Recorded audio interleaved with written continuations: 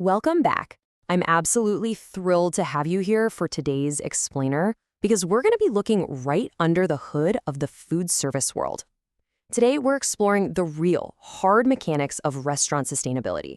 We're moving way past the marketing jargon to see exactly how this massive industry actually measures its impact on the world. So, when you hear the phrase restaurant sustainability, what actually comes to mind? Honestly, for a lot of us, it's probably the whole shift away from plastic to paper straws, right? Or maybe spotting a recycling bin next to the soda fountain. But if we really want to know what makes a restaurant truly sustainable, we have to think so much bigger than that. We need to look at the entire incredibly complex life cycle of the food service world. We're talking from the farm that grew the ingredients to the energy used to cook them, right down to the wages of the people literally serving you. To do that objectively, we are going to use the absolute gold standard for sustainability accounting. These are the SASB standards, which are now under the International Sustainability Standards Board, or ISSB. These standards give us a rigorous, completely data-driven framework.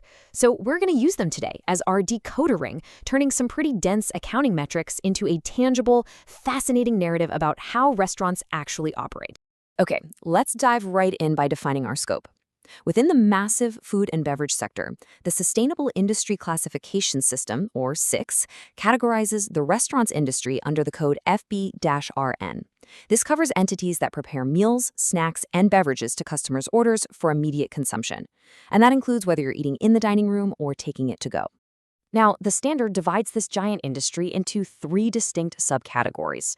First up, you have limited service. This includes your typical fast food chains where you order and pay before you even eat. Then there's casual full service, which offers a sit-down experience with, more dedicated service. And finally, upscale full service, representing the absolute highest quality food and prices.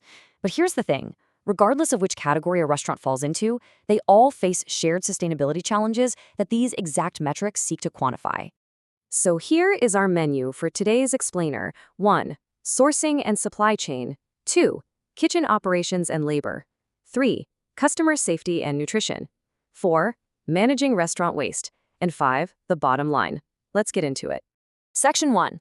Sourcing and supply chain. Where the food begins. Before a meal is even prepped, restaurants have to manage some massive supply chain impacts. And it's not enough to vaguely claim they care about animal welfare. They have to literally quantify it. For example, they have to report the exact percentage of eggs they purchase that originate from a cage-free environment, and that's measured by the physical number of eggs. For pork, they must report the percentage produced without the use of gestation crates, measured by total weight. It's incredibly precise, actionable data. And going way beyond just eggs and pork, entities must detail their overall strategic approach to managing supply chain risks across the board. This includes exactly how they screen their suppliers, and importantly, their use of third-party certifications like Fair Trade or the Marine Stewardship Council to verify ethical sourcing. They also have to explain how they manage climate change impacts.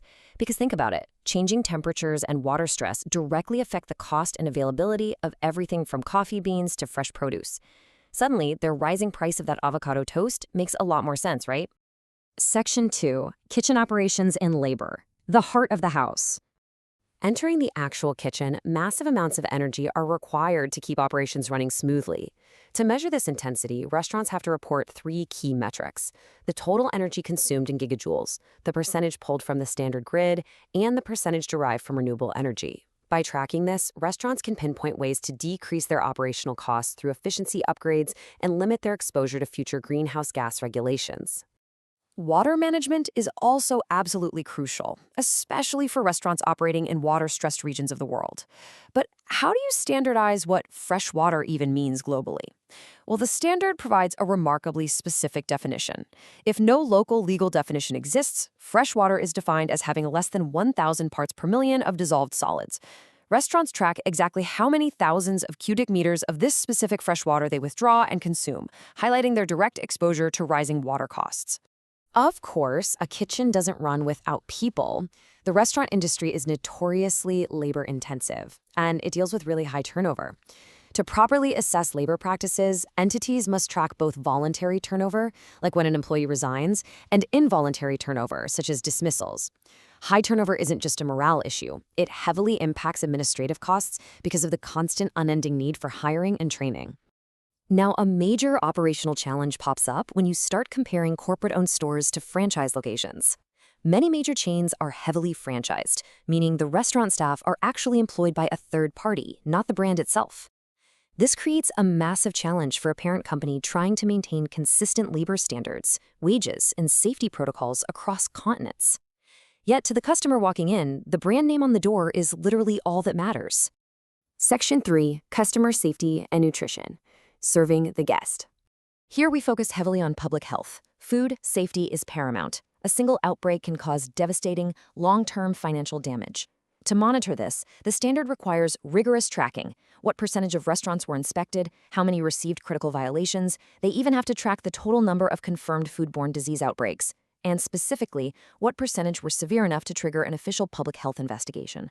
But it's not just about keeping the food safe, it's also about nutrition. As public health concerns around obesity continue to grow, restaurants are really being pushed to offer healthier options.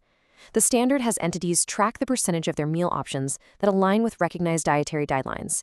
And crucially, they must report the actual revenue generated from those healthy options. They even separate standard meals from children's meals to carefully track that specific demographic.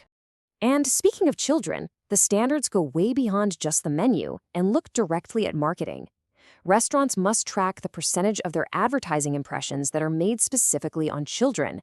Furthermore, they have to disclose what percentage of those specific ads are actually promoting products that meet strict dietary guidelines for kids. It's a really powerful metric for understanding how brands influence the dietary habits of the next generation. Section 4, Managing Restaurant Waste. The Aftermath. Once the meal is finished, entities have to handle the physical byproduct. Restaurants produce incredible amounts of waste, which is a massive loss of resources like water, energy, and capital. So entities are required to track the total weight of their waste in metric tons. They then break this down into two key percentages. How much of that total is actual food waste, and how much of the total waste is actively diverted from landfills through efforts like reusing, recycling, or composting. And we definitely can't forget packaging. All those takeout containers and delivery boxes. Restaurants have to disclose the total week of packaging purchased and then analyze its composition. How much is made from recycled materials? How much comes from renewable biomass? What percentage is actually compostable or recyclable? Anticipating and adapting to new packaging regulations not only boosts a brand's reputation, but it can significantly reduce compliance costs down the line. Section 5, The Bottom Line. Why this matters. It all really boils down to this exact quote from the SASB framework. Listen, these are not just feel-good metrics designed to look pretty in a PR brochure. Whether it's the steep cost of high employee turnover, the reputational devastation of a food safety recall, or the rising cost of fresh water, these are vital, hard data points. They protect investors by highlighting risks that directly affect an entity's cash flows, their access to finance, and their ability to safeguard their market share in a rapidly changing world. So, I'll leave you with this thought. The next time you sit down at a restaurant or grab a bag of takeout, look past the food. Ask yourself, what invisible sustainability metrics are sitting right there on your plate? From the sourcing of the ingredients to the energy in the kitchen, right down to the material of the box, you now know the true math behind the meal. Thanks so much for joining me on this explainer, and keep learning.